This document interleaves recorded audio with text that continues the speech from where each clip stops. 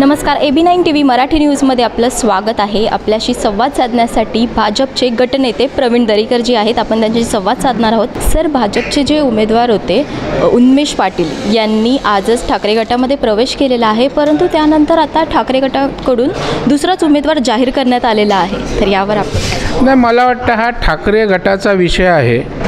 कोण उमेदवार जाहीर करायचा त्यांचा विषय आहे। आता उन्मेष पाटील उमेदवारीच्या अपेक्षेनं गेले असतील तर त्यांचा भ्रमनिरास आहे। मला वाटतं एवढा मोठा पक्ष सोडून ज्या पक्षानं खासदारकी दिली, नाव दिलं, त्यातून जाणं अपेक्षित नव्हतं, परंतु त्यांचा निर्णय आहे। आता त्यांना उमेदवारी न दिल्यानं नवीन दुसरा उमेदवार काय भारतीय जनता पार्टीसमोर निभावणार हाही विचार करण्यासारखी गोष्ट आहे। संजय राऊत यांनी आधी शिवसेना संपवली आणि राष्ट्रवादी संपवली, आता ते काँग्रेस संपवण्याच्या मार्गावरती आहेत, असं संजय निरुपम यांनी विधान केलेलं आहे। सर, शरद पवार साहेबांचा ज्यांना सहवास आणि संपर्क लाभला त्या पक्षांचं काय झालं आहे हे महाराष्ट्रात जरा अवलोकन करा, मग आपल्याला लक्षात येईल।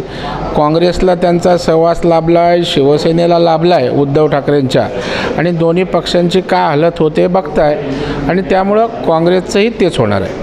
सर, मनसे नेते राज ठाकरे हे महायुतीमध्ये प्रवेश करणार अशा चर्चा होत्या, परंतु आजपर्यंत काही त्यावरती चर्चावरती काही बोलणं झालेलं नाही आहे, काय सांगाल?